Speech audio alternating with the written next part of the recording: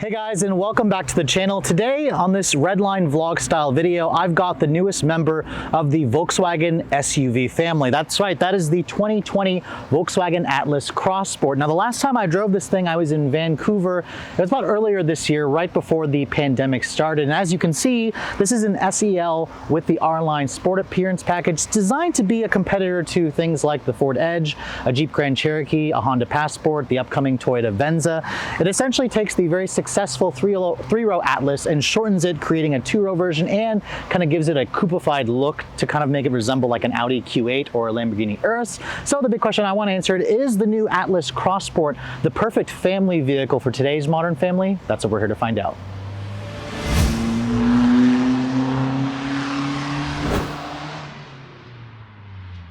So just like the regular three-row Atlas, the Cross Sport has the newer front fascia, which actually Volkswagen just put this new fascia on the 2021 Atlas, so stay tuned for my full review on that vehicle at a later date. But as you can see, compared to the last one that I drove in Vancouver, which was a boring silver color, this is a very pretty shade of kind of like a greenish blue tint. This is the SEL with the R-Line package. It's not the full SEL Premium, but you get full LED headlights, no LED fog lights. Instead, you kind of have this sculpted front fascia with a deeper blacked out painted lower air dam, and you get more of that chrome trim, this kind of very subtle R-Line badge. And this is a very big vehicle. Remember, it goes head to head with cars like the Honda Passport, the Ford Edge, the Chevrolet Blazer, and compared to the regular Atlas, this is about 3 inches shorter, but at 195 inches long overall, this is still on the bigger end. It's about 5 inches longer than something like the Honda Passport. Now, because this one has the R-Line Sport package, you get these 21-inch wheels wrapped in 265 width tires. These are one of the largest wheels that you can get in the industry, and just like the regular Atlas, you still get a fairly decent amount of ground clearance, around 8 inches total, and it shares the same 117-inch long wheelbase. Obviously, when you get back here, you can see it's got that sloping coupe-like look, kind of reminds you of an Audi Q8 or a Porsche Cayenne coupe, which is also a really stylish looking vehicle. Now, the taillight modules, just like the regular Atlas, are kind of an LED combination, but they do look slightly different. This is the most differentiating angle between this and the regular Atlas. You have these fake chrome exhaust trim pieces. VW and Audi have been very guilty of that as well. This particular one here also has the towing package, which can tow a maximum of 5,000 pounds. And because it's an SUV, the trunk capacity is huge. You can see with the seats up, which this doesn't offer a third row, my dog Cedar happily kind of jumped right in. You get 40.1 cubic feet of space. And if you fold down everything, you get around 78 cubic feet of space, and you also get a very happy puppy. Now, of course, on the inside of the Atlas Cross Sport, if you guys are pretty familiar with the Atlas interior and a lot of other newer Volkswagen interiors, it's going to look very familiar. Now, first things first, as you can see, this is the SEL with the R-Line package. It's got this really nice tan interior with the two-tone. The seats are just heated. If you want cooled seats, you have to go for the SEL Premium, which my tester is one notch below it.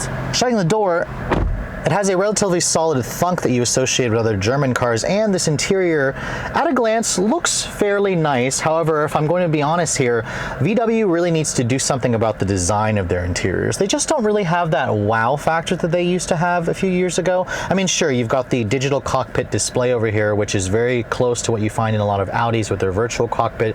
You have an 8-inch touchscreen over here that includes things like Android Auto and Apple CarPlay. It is a very nice, easy-to-use system. The screen is bright, although I think that at 8 inches, it's starting to look a little bit small, especially considering how expansive and large the dashboard is of this vehicle. The materials here have some of that faux stitching with the leatherette there on the upper portion here. The door panel here is also a soft touch injection molded plastic. You've got some silver painted plastic and some imitation plastic, which tries to look like carbon fiber. The door handle here is metal at least, and it's also slightly padded over here. The window controls are one touch up and down for all four. So that's all very nice stuff in here. Really, the newest thing that you're going to notice in the interior is this steering wheel. It's the new Volkswagen steering wheel with the new Volkswagen emblem. It definitely looks a lot slimmer, a lot more modern. It looks a little bit more luxury oriented as well. I really like the emblem. This is what you're going to start seeing trickle down into other Volkswagen products. The steering wheel itself, it tilts and telescopes, offers a lot of adjustability and range, which is very nice. And then over here you can see the dashboard layout design is pretty similar to every other Volkswagen that I've seen, and I kind of think that's where VW could have done more to differentiate this car from other vehicles. I like this little shelf over here where you can store stuff. You've got dual zone climate control, just heated seats, no cooled seats on this particular one here. There's a couple of empty buttons over there. And then over here, down here, you can see there is a wireless phone charger, 2 USB ports, and then lots of controls over here for your drive mode selector. This controls the 8-speed automatic, which, by the way, because I don't have the premium package, I only have just a standard backup camera. If you guys go for the SEL premium package, you'll get the full 360 camera with the top-down views. Your cup holders over here, electronic parking brake, and then, of course, nice big center core storage over here with a nice padded lid. The lid itself, however, doesn't slide forward and back. That's always typically been a Volkswagen thing, so that's weird to see it missing here. The seats are also a little bit boring to look at, but I do like the color. I wish they were cooled on this trim, but you got to step up one more notch. And then they feel relatively good. This is not a real leather. This is the synthetic leather that Volkswagen offers in the lower trims. The premium package gives you a real leather, and then the glove compartment here, you can see there's 2 SD card slots there for the GPS. It's not lined with felt, but it is damped. And then above me, you can see panoramic roof is included on this trim, which lets in a lot of light. The back seats, as you can see, are huge. Let me show you guys that real quick. And as you can see, the back seat of the Cross Sport is actually larger versus the 3-row Atlas, because Volkswagen said when they took out the 3rd row in this vehicle, they were able to kind of push the 2nd row a little bit further back to give passengers more space. VW says you get around 40 inches of legroom back here. 40 inches, and you have a nearly completely flat floor. Surprised there's actually a little shelf here where there should be something here, maybe for like your climate control settings in other parts of the world. 2 USB ports over there, a household power outlet, and then when you shut the door, you can see it sounds pretty similar to the front. This is a hard touch plastic material here on the upper door panels of the rear door, so a little bit of cost cutting there. 2 map pockets, which is nice. The seats themselves, you can see they don't actually slide forward and back, which would have been nice, but they do offer a little bit of adjustability, so you can kind of fold them forward, or you can also recline them slightly, which is good. But I'm surprised that VW didn't allow me to actually slide the seat forward, which would have been nice to include on the 2-row version. So overall, if you're looking for one of the largest back seats in the segment, the Atlas Cross Sport definitely will satisfy that, and really this is about as big as what you're going to find in the Honda Passport. So the Atlas Cross Sport is Volkswagen's entry into the continuously growing 2-row midsize crossover segment. Remember, this is a segment for people who think that the compact crossover like a Tiguan or a RAV4 or CR-V is too small because you want something with more space in the 2nd row and the trunk, and you potentially want a 6-cylinder engine. Most vehicles, a lot of entries in the segment have a 6-cylinder, a V6 or a VR6 like this one. And honestly, when I first drove this car back in British Columbia when I was in Vancouver, I was pretty impressed with it. It's a relatively solid entry in the segment. It's not the sportiest, it's not the most luxurious, it's not the sleekest looking, but it covers a very nice middle ground. Volkswagen has priced it well, and it also looks relatively handsome on the outside. Now, the one that I tested in Vancouver was a very boring silver with black interior, but this one here in tourmaline blue with this beige interior combination is really nice. This is how I would buy this car if I was going to look at one of these. And the outside, like I said, for 2021, VW is adjusting the regular Atlas to have the same front fascia as this. But unlike, the Passport and the Pilot, which have basically just a different grille and slightly different taillights, they look like exactly the same vehicle. This, however, looks slightly more different to me. I also think that the VW did a good job with the proportions of the rear, even though I hate this sloping coupe design. I think that this particular one looks good at the back. Now, regarding the interior, VW has been heavily criticized by consumers and myself for being a little bit too safe on the interior, and the Cross Sport is technically no exception to that rule either. So the inside may not be super luxurious or full of all the latest tech. It doesn't really wow you, but it is comfortable, it's easy to use, it's also very quiet in here, and this car has a really good ride quality despite the fact that it's on 21-inch wheels. Now, a 2-liter turbo engine is the standard engine in the Cross Sport. I actually haven't driven the 2-liter turbo. I would probably skip it just because I don't like that engine in the Tiguan, but it is tuned to make 235 horsepower in this. Most people who buy a Cross Sport Crossport will probably go for the VR6, and this is VW's 3.6 liter unit with 276 horsepower and 266 pound-feet of torque. It goes out through an 8-speed automatic transmission. This one has their Haldex-based 4-motion all-wheel drive system, and when you put the vehicle into its sport setting here and put your foot down,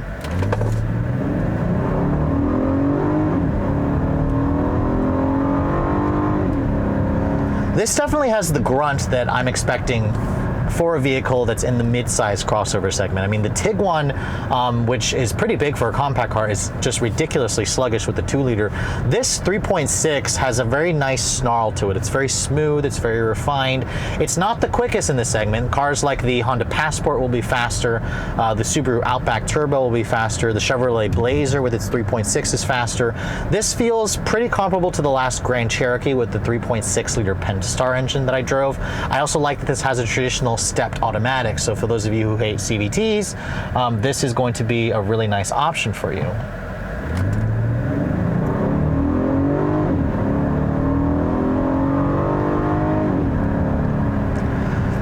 It feels like it gets to 60 in the mid 7-second range, which is adequate performance. It's got plenty of power for most people. I actually thought it felt underpowered when I was in Vancouver. Now that I have the car back at home at sea level, where we're not at elevation, I find the power to be adequate. Do I wish it had a little bit more power? Sure. Do I wish that the Crossport was a little sportier to drive? Sure, absolutely. I mean, this car feels big and heavy. It's very wide. You really notice the width of this car, which translates to a lot of interior space in the front, between the two passengers at the back or at the front here. It's a very smooth, refined car. But there's a reason, obviously, why the Audi Q8 gets the turbocharged V6, because it has way more low-end torque. It feels a little bit more effortless. This engine, you kind of have to rev it out to feel a little bit of power, but it's a good engine that you want to rev out that is very smooth and quiet, so I don't really have a problem doing that. The 8-speed automatic in this car also is very smooth.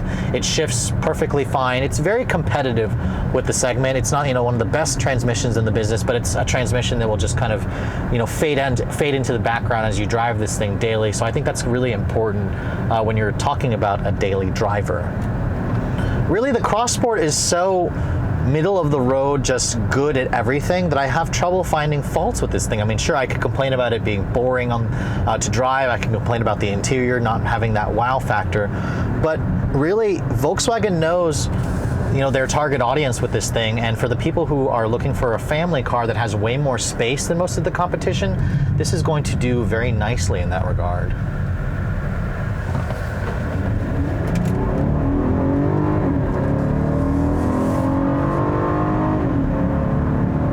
Now, if you guys were planning to actually use that 5,000 pound towing capacity, I would be concerned that this V6 doesn't quite have the grunt.